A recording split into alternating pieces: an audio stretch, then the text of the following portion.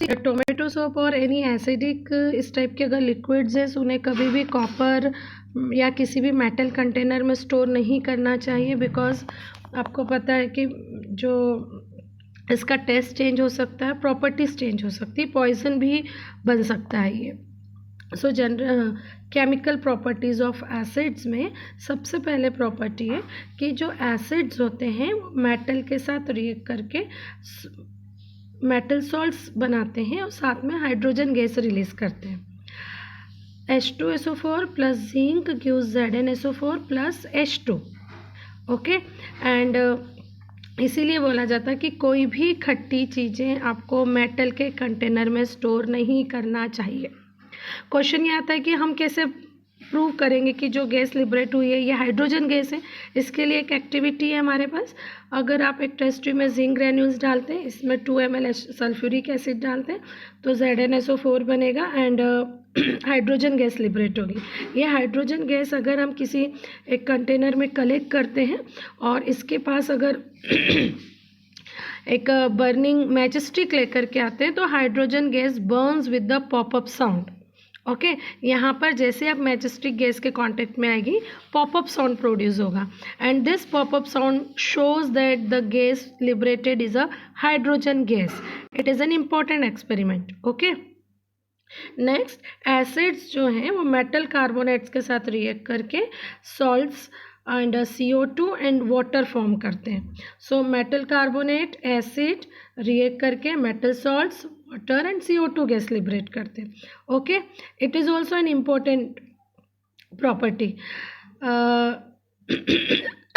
से if in an test tube we will take 1 gram of magnesium carbonate और इस magnesium carbonate में अगर आप 2 ml और 3 ml हाइड्रोक्लोरिक एसिड ऐड करते हैं तो CO2 गैस लिबरेट होगी, है ना। हीट करने की भी ज़रूरत नहीं है, CO2 गैस लिबरेट होगी। और इस CO2 गैस को अगर आप लाइम वाटर में ट्रांसफ़र करते हैं तो lime water turns milky.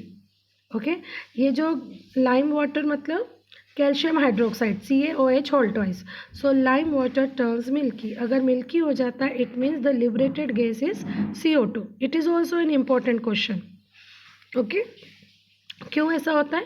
Because CO2 जब लाइम वाटर मतलब CaOH होल ट्वाइस से कंबाइंड होती है तो it form CaCO3 plus H2 and ये CaCO3 जो है इसके आपको यहाँ पर इसके कारण PPT मिलते हैं और इसके कारण कर्डीनेस प्रोड्यूस होती है लाइम वाटर में।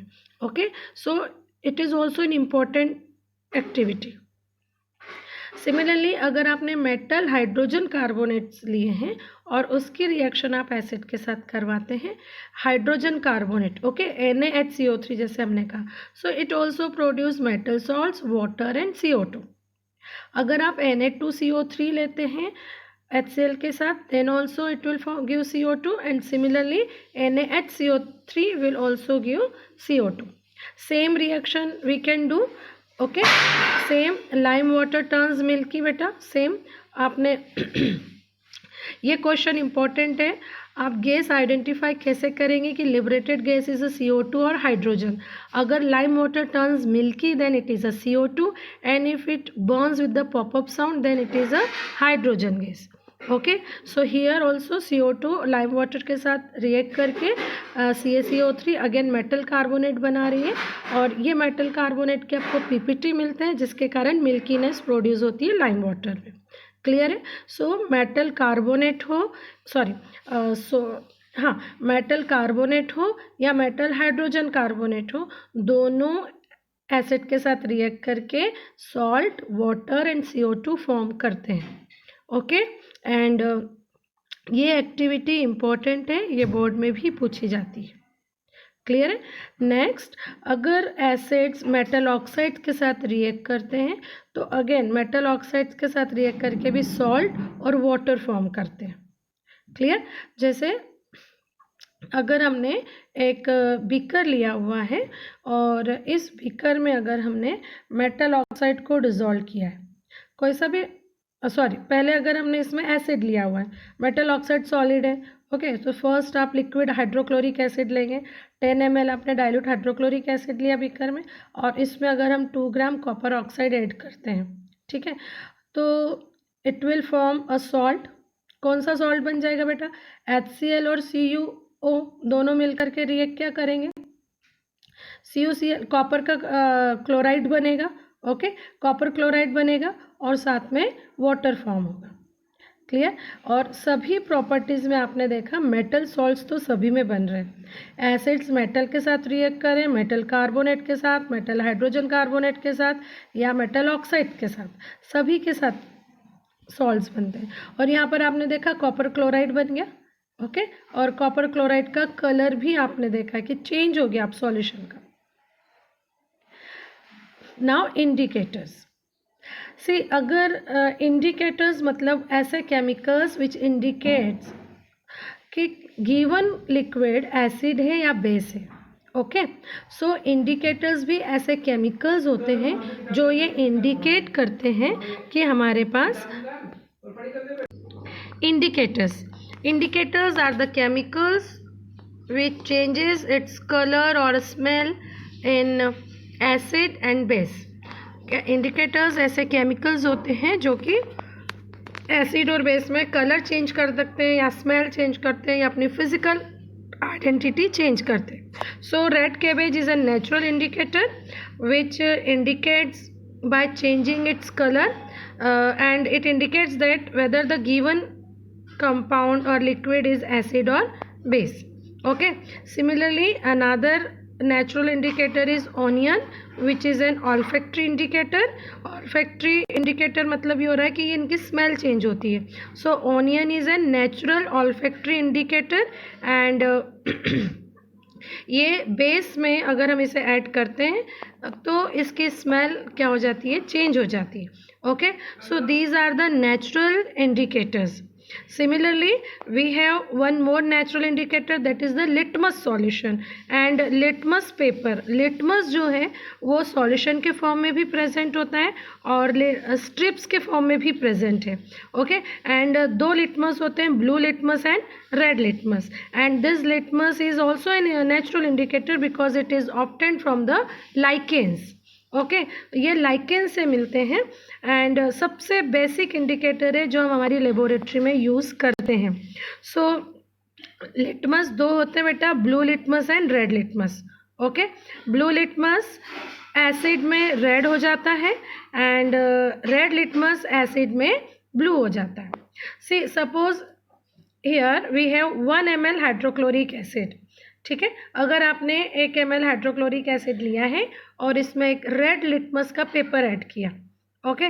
सो एसिड में रेड लिटमस का कलर चेंज नहीं होगा क्योंकि लिटमस एसिड में रेड कलर ही शो करता है, ओके। लेकिन अगर एसिड में आप ब्लू लिटमस पेपर ऐड करेंगे सो ब्लू लिटमस का जो कलर है it will convert into red litmus, correct है, because blue litmus converts into red litmus in the presence of acid, okay, clear. red litmus में no change whereas blue litmus will convert into red litmus, clear. similarly अगर आप इस process को opposite करेंगे तब भी उल्टा हो जाएगा, ओके। अगर हमारे पास दो टेस्ट ट्यूब में हमने एक टेस्ट ट्यूब में एसिड लिया है और एक टेस्ट ट्यूब में हमने बेस लिया है, सो एसिड में अब हम मिथाइल ऑरेंज ले रहे हैं, ओके। एसिड में हमने मिथाइल ऑरेंज डाला, अगेन ये एक आर्टिफिशियल इंडिकेटर है।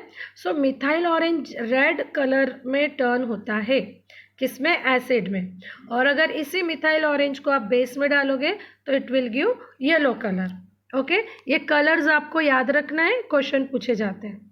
Similarly phenolphthalein again it is an indicator. Phenolphthalein को जब हम एसिड में डालते हैं तो no colour change in colour, whereas base में it will give a pink colour. Phenolphthalein base में पिंक देता है और एसिड में नो चेंज, ठीक है। ये आपको सब याद रखना है, okay. Now uses of acids. So first we have sulfuric acid that is H2SO4, okay. This H2SO4 is known as king of chemicals. It is used in for paint industries, dyes, in fertilizer bags and chemicals में, plastics में, even batteries में use करते हैं हम इसे। so H2SO4 जो है वो मैक्सिमम इंडस्ट्रीज में यूज किया जाता है and that's why it is known as king of chemicals. Okay. Next nitric acid HNO3. Nitric acid again fertilisers बनाने में यूज होता है इसका. ओके. Even TNT tri nitrotoluene explosive बनाने में यूज किया जाता है इसका. ड्रग्स मतलब मेडिसिन बनाई जाती है, डाइज बनाए जाते हैं. ओके. नेक्स्ट है HCl के uses. So it is used in galvanising of sheet. Galvanisation में यूज किया जाता है. गैल्वेनाइजेशन आपको पता है ना, आयरन पर अगर जिंक की कोटिंग की जाती है तो that is known as galvanization. और उस प्रोसेस में भी हम HCl यूज करते हैं. सॉरी. टेक्सटाइल इंडस्ट्री में सबसे ज़्यादा यूज होता है, फूड इंडस्ट्री में यूज होता है, लेदर इंडस्ट्री में यूज होता है,